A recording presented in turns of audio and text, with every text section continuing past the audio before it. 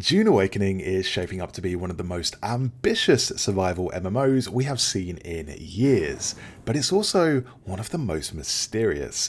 After diving into the beta myself and spending way too much time lurking on Reddit threads, I have pulled together the top 5 questions the community keeps asking. And today I'm answering all of them straight from first-hand experience.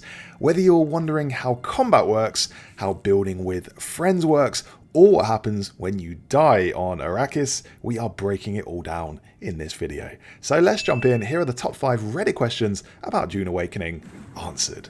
Dune Awakening looks incredible. Anyone else worried about the biome environment variety? Okay, the first question, and after spending some time in the beta, I have some thoughts. First off, I totally get where this concern is coming from. So let's try and answer it. When you first drop into Haga Basin, yes, it is exactly what you would expect from Arrakis. We have sand, rocks, a few cliffs, and a whole lot of beige. It is immersive, no doubt about that. The wind kicks up, the lighting shifts with the time of day. It definitely feels like Dune. But after a couple of hours, I did catch myself thinking, is this it? Is this all it is? Is it just going to be variations of sand? But the longer I played, the more I realised that the variety isn't about drastic biome shifts. It's about the environmental nuance. In the beta, I came across visibility-crushing storms, quicksand that sucked me down like murky water, rocky plateaus with vertical traversal challenges, and the wrecks of ships you could also explore. There are old ruins tucked into canyons and settlements, and full day and night cycles, and these also feel drastically different. And that's to say nothing of Coriolis storms. These are no joke. They'll disable your base defenses and leave you scrambling for shelter. This may be a desert, but there are so many different lighting conditions and colours and tones here that it really didn't get old for me, at least during the beta. And then there is the deep deserts. This is a wholly different beast. This is a larger scale environment, less structure, and way more danger. That's because it is a PvP zone. This shifts the tone from survival to full on tension. So the one-note nature of the biome actually makes the place feel more dangerous and more like this endlessly hostile place you have to try and overcome. So yeah, to sum up, I do get the concern of this question. If you're looking for lush forests and icy tundras and dramatic visual changes, that is not this game. This is Arrakis, pure and simple. Lore-wise, they can't exactly throw a jungle biome in here without completely breaking canon, so just expect Arrakis. But that said, this is only the beta, so time will tell if the full game makes us long for something a bit more diverse. The good news is Funcom is clearly focused on layering depth over breadth. There is potential in how they use the weather, the spice cycles, the limited resources, and the NPC factions to change how you interact with the same terrain over time. I did see glimpses of this in the beta, like how certain areas only become viable after storms have passed through, and also how sandworms spawn in different places, and this like kind of blocks off different places. And what they will do is spawn closer to high traffic zones. So I think they can hear the thumping up ahead, up on the ground, and just go and investigate that and cause a lot of danger and just be a real menace. So there is more variety than you would expect at first glance. So yeah, it is limited, but it's a deliberate choice. Is there lock-on for melee combat in Dune Awakening? The short answer to this is no, not in the traditional sense. But let me break it down, because the way combat works is actually more interesting than I expected. So if you're coming into this game thinking of classic MMOs, ones where you tab target an enemy and then just rotate through abilities, this is not how Dune Awakening plays. And if you were hoping for some kind of soft lock-on system like Zelda or Elden Ring, you're not getting that either. This is all manual aim. Every weapon, every ability is skill-based, real-time third-person combat. During the beta, I did run a few different loadouts, and what really stood out to me was how deliberate the aiming felt. You have to lead your shots, and you need to track enemy movement. So you're not just going to lock on and just keep hammering the same button. So yeah, combat does have a bit of depth there. There is definitely a learning curve, especially with projectile speed and weapon spread. And if you miss, that shot is gone. So it's unforgiving, but also it's rewarding when you can keep landing shots and take down enemies. The same actually goes for abilities. Whether it's grappling with your wire or using your grenade, you have to aim it. There is no lock-on, no auto-targeting, so position and timing are everything. At one point I was able to take cover behind just a piece of scenery and then bait an enemy over to myself, and then I could go around the other side and take them out. That was quite satisfying. What does this mean for PvP and PvE? Well, this choice will make PvP really intense. So you can actually outplay someone with better gear if your aim and movement are on point.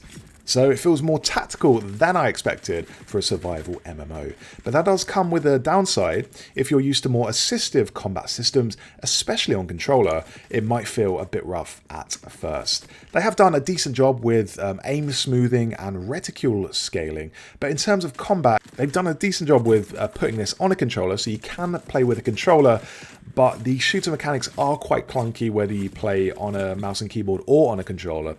And it's not really fluid. The controls do take some time getting used to. And what I'm left feeling like is that this is an RPG first and a shooter second. And it's doing the best with what it's got. Okay, here's the point in the video where I say if you're finding this breakdown helpful, drop a like and hit subscribe. More Dune Awakening insights are coming your way. Will Dune Awakening have seasonal wipe servers like Once Human or persistent worlds like traditional MMOs? First off, I get again where this confusion comes from. Funcom is calling this a survival MMO, which makes it sound like there could be seasonal wipes, which in other words are servers resetting every few months to keep things fresh. But after playing the beta and reading through the server architecture explanation, it's clear that Dune Awakening is aiming for a bit of both. So it is both a persistent world, and it's also doing the server wipes. So here's how this works. When you create your character, you choose a specific server, which is called a shard, that you stay on. That server does not wipe. Your progression and your gear and your base and your alliances, they all stick there unless something major happens down the line, like a catastrophic in-law event. It's not planned, but these are always a possibility. But what's interesting is how they're handling the world structure. So you've got the Haga Basin, which is the more curated PvE heavy zone for onboarding and base building and all that. Then you've got the Deep Desert. This is more of an endgame area, and this is shared across multiple servers in these big instance zones. This area changes dynamically, and this will reset, but in smaller ways. For instance, you will get Coriolis storms wiping out bases, but it's not going to completely change the map. It's not a full world wipe. It will just kind of modulate and transform the environment. You'll also get spice fields shifting, so spice fields will pop up in different areas, and you have to go and mine them. Your choices and your territory matter over time. These are long-term investments after all. It's all about politics and trade and territory control, so they're not just going to wipe everything and make you start again. If me and my bro want to play together and be neighbours on the same map, is this possible? So first and foremost, if you and your friend want to play together, you've got to create your characters on the same shard. Again, that's Funcom's name for their servers. So if you accidentally roll up on different shards, you won't be able to group or see each other or build anywhere near each other. Once you are both on the same shard though, that is all good. The world is open and you can explore and build side by side. Server shards keep player masses divided into parallel dimensions. A server shard can hold a few hundred players at once. However, each of these single server shards are all connected to the one isolated large-scale PvPvE Deep Desert map. So this is shared. Even though I played solo, I did spend a lot of time messing with the base building system, and what stood out to me is that Haga Basin, the starting region, has plenty of space for multiple players to build relatively close to each other. The terrain does play a role in where you can place structures, and some zones are more desirable than others. So some are closer to resources, safer from storms, and better terrain. But yeah, nothing in the system stops you from building near someone if you both get there early and coordinate, for instance, you and your friend. There's also a circle system, and this lets players share permissions. So if you join the same circle, you'll be able to give access to things like doors, crafting stations, and defenses. So to sum up, if you and your friend want to play together, pick the same shard, group up early, and scout a spot before that area fills up. I also recommend using map markers and setting up rally points so you can sync up right from the start. If I create a second character, will that overwrite the previous character? Alright, this next one's something I asked myself before messing around with the beta, and here are the details about this. So during the beta, you could actually have multiple character slots, and I fully believe this is going to translate to the full game. So you can get a second character without deleting or overwriting your original one. When you go to the main menu, you can see your list of characters along with the servers they belong to. This system clearly separates each one, and they are tied to the specific shard you create them on. So you can't actually bring your different characters into different games. It's just a bunch of different save slots. However you expect that to work, that's how it works in Dune. What this does mean is your characters actually stay exactly where you left them. You're not replacing anything, you're just starting fresh with a new name, a new build, and a new starting experience. Now here's the key thing, characters are shard locked. That means if you create a second character on a different server, it's a totally separate progression path. In other words, you can't really share anything between your two different characters, so you can't access one character's base with another character. It's server locked. But me personally, I'm actually going to create two different characters, and this is for a few reasons. I want to try different mentor paths, because when you're creating your character, you can choose a different mentor, and this determines your starting abilities. And also I want to test different loadouts, different masteries and all this stuff, and also just different factions and progression paths. So yeah, having an alt account lets you experiment without messing up your main account. The only thing to watch out for is character slot limits. Funcom hasn't confirmed the final number, but I would expect some restrictions, especially once the game goes live. Downtime after death. In other words, what happens when you die in Dune Awakening? Let's start with Hagabasum. This is the more structured PvE part of the world, and this is a safe zone. So when you die here, whether it was to the sandworm, or getting sucked into quicksand, or falling off a cliff, or cooking myself by not drinking water and just staying outside in the sun, you can die. And when this happens, you don't lose everything. You actually keep your gear, but your inventory, that will drop. But you can get it back. So you get a death marker on the map where you can go back and retrieve your stuff, sort of like in Dark Souls or Valheim. As long as you get back to your body without dying again, you can get it all back. But if someone else finds it first, then they can pick it up and it's all gone. Now the Deep Desert, this is a totally different story. This is a full PvP high-risk territory, and if you die here, you can lose all your gear and your inventory. If you die to another player, you can just guarantee that's going to be gone because they're going to pick your bones and just loot your corpse.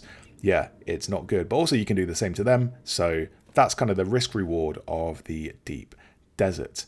A tip here, if you're just starting out in Dune Awakening, in order to not lose all your stuff, is to store your gear. You can build storage containers in your base where you can store your gear and then put them in that storage before heading out.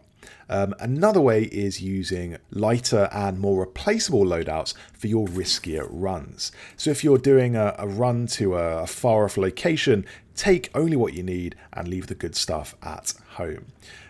Also, here's another part of this question. How do you respawn in this game? You actually have a few options. So you can respawn at your base. You can also respawn at a vehicle and at a respawn beacon, which you craft yourself and then drop down anywhere you want.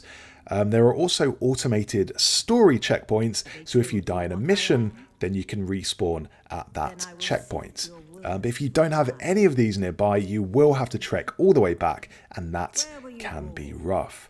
I will say that the death system adds weight to exploration, especially in the deep desert, and what I like is I really like that tension. So you are constantly making choices. Do you want to risk this trip? Do you have enough supplies?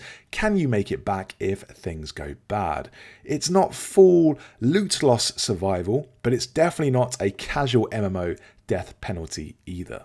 So to conclude, when you die in Dune Awakening, you lose your inventory and possibly your gear, depending on where you are. The Hagar Basin is more forgiving, and the deep desert is where you lose everything. So there we go. Hopefully I've answered those questions for you. But of course, if I'm wrong or you spot any misinformation in this video, very unintentional, but do let me know down in the comments, because I would love to correct myself and just get all the most accurate information I can. And if you yourself have any questions about this game, do let me know down in the comments. Thanks so much for watching, and subscribe to the channel for way more Dune Awakening videos. Control.